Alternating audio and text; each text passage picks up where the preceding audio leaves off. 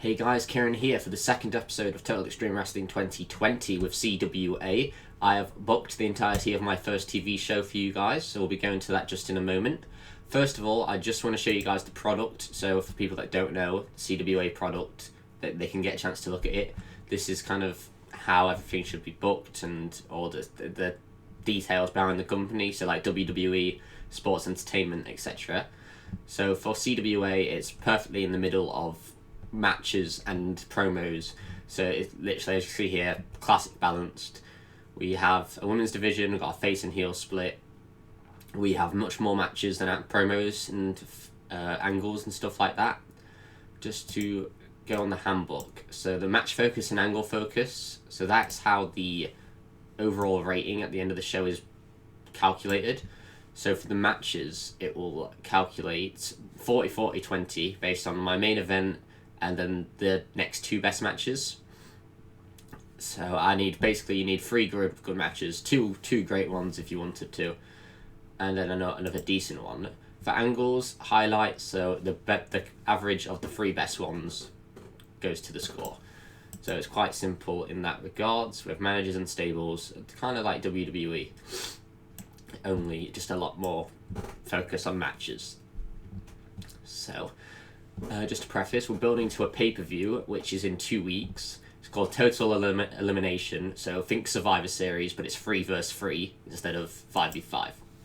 So, this is our first feud. We're going to go through the storylines just so you guys know ahead of the TV show. Aaron Knight versus Cameron Vesey, two of our main eventers, the only two other world champions that we've had. They're going to be fighting basically for the number one contender spot.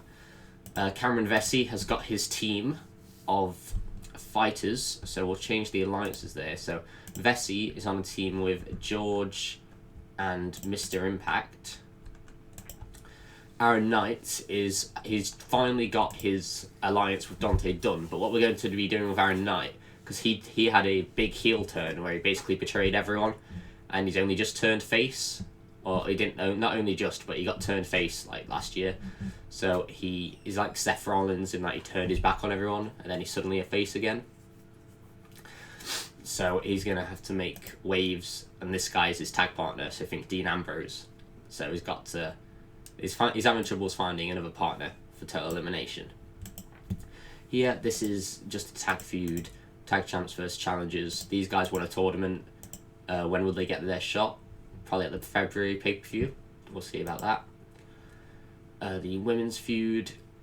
These girls are just building to a title shot. Very simple. Champion versus contender. They'll have a 3v3 at the pay-per-view. Also possibly involving these two, who are basically the two best women not in the title story. Stone versus Shooter. This is the only storyline that I've made. We'll see that start today. Random tag feud, lower card, not even on the main card today. And then this is the title story, Price versus McFly. We're about to find McFly. Alright, we're back. That would have cut out because my mum decided to start hoovering in the house, so that would have probably been fucking really annoying. So I was saying this was for the title. I think both teams I've got are finalised for this. Christian Price has his own stable, so he's already got his team. And McFly has recruited two of the biggest stars in the company, the DeColts. So we are going to go right into this. I don't think there's anything to say. Don't look at this if you don't want to be a virgin, and start the show.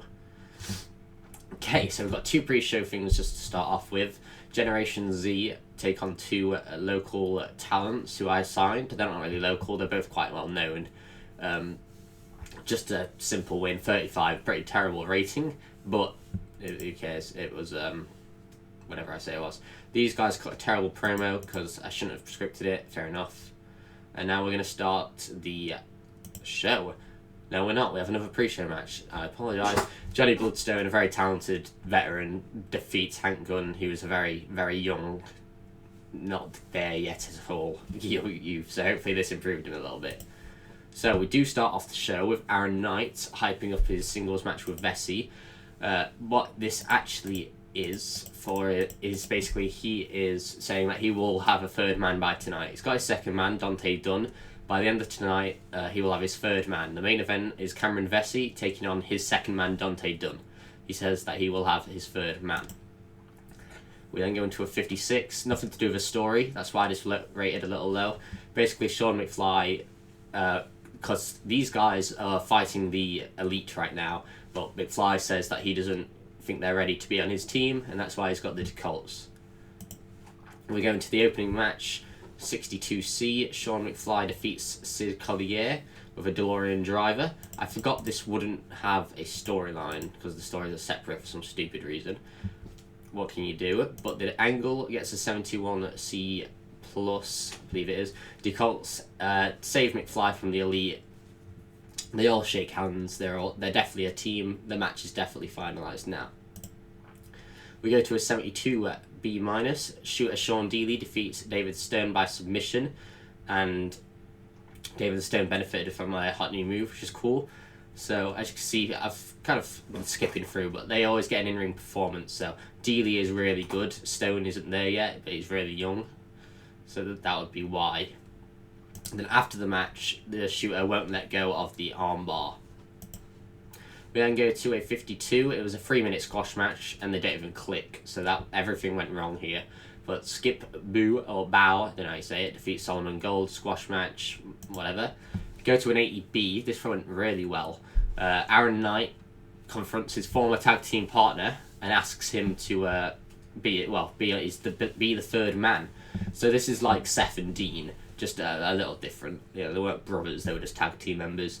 Basically, Skip says they'll never trust him and he hates him, even though it's a face versus face thing. It's not faces love faces, heels hate heels, that kind of thing. So Knight apologizes. He says, "I'm sorry" for the first time, but Skip shakes his head and leaves. We go to a 62C, our women's co-main event. Nadia Snow defeats Lauren Easter 16 minutes and 5 seconds with a handful of tights. Also with the help of her stable, Jessica Conroy and Deborah Young. Very good match. Nadia needed a good win over someone like Lauren. 65C plus as well. We have all the women brawl that are involved in these stories, and then Steve DeColt, the commissioner, comes out and makes a big 3v3 for the pay-per-view, where the Queen's Court, so Snow, Young and Conroy, will take on their rival Amber Allen and Lauren Easter and Brooke Tyler. Even though Easter and Tyler are feuding, but there are serious title ramifications for the future. And cut to the main event, which does really well. Cameron Vesey defeats Dante Dunn in a bout that had fantastic heat and great wrestling in 21 minutes 38 seconds with a Vesey driver 2. During the match, the team that Vesey has got for the Survivor Series / Total Elimination, George Wolf and Mr. Impact, attack Dunn.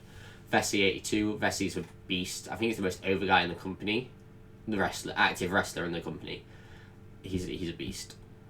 And we end with a 90A, Jesus Christ. Aaron Knight comes out because basically Vesey and his boys go to attack Dunn. Aaron Knight makes the save, but he also falls victim because it's a numbers game and there is no third man to save them. So Aaron Knight was wrong at the start of the night. He didn't get the third man. That's a very good show. So at the end, obviously, you get to this overview screen where it'll tell you your overall rating and whether you've gained or lost popularity, or, as I have somehow, hit the neutral zone, which is very good for a first show, because I don't know how you book CWA, like the match lengths and angles and stuff. I thought we were going to lose it because every match was kind of shitty apart from the main event, but I think this shooter match really clutched up, so I'm very happy with that. I've definitely learnt some things, like make sure these matches actually do have the stories involved.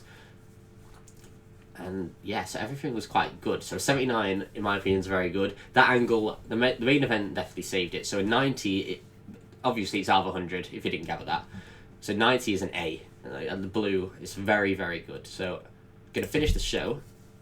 See if anything came of that. We'll get our TV rating.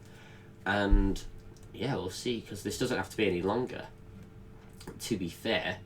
And I think I will stick with this booking style of I've booked it and then I show you guys after. So CWA feedback was excellent, struck gold with the show, like that. 0.25, I assume that's pretty good because who knows what they're meant to start out at. USPW, the biggest company in the world, they only got 2 ratings above us, and they had an 86 main event. Nice one. So, see, and what happens after a show is you can kind of check and see if anything's happened to your guys. So if anyone's dropped down from a major star or gained any overness, etc. Probably won't, because we've had 1 show, bear in mind. But it's nice to check these things, because it all changes after every show, and so it's all so fluid with how everything changes. So, I'm very happy with that first show. Storylines are going hot. You can see all here.